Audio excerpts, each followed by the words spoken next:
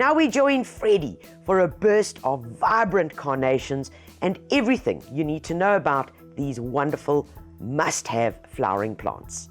Hi, I'm Freddie from AT Nursery and welcome to my world of color. Today I'd like to talk to you about carnations, one of the most popular plants we like to gift. Carnations are a variety of dianthus, which are also known as pinks because they range in shades of pink, white, coral and red.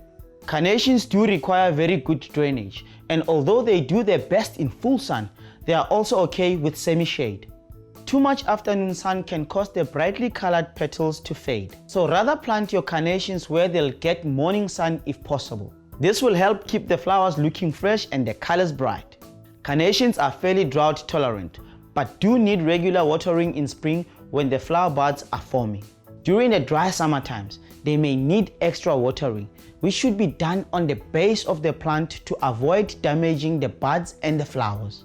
This is the Carnation Oscar with beautifully smelling and edible semi-double flowers. They are clump-forming and evergreen and are great to add a splash of color in pots and containers. These little guys are frost hardy, which makes them perfect for cooler conditions. Another favorite is Carnation Lilliput, which is ideal for pots and patio plantings. This annual carnation is genetically compact, so stay small without the need to pinch back and won't get higher than 25 centimeters. It's also a versatile plant that works well in summer borders.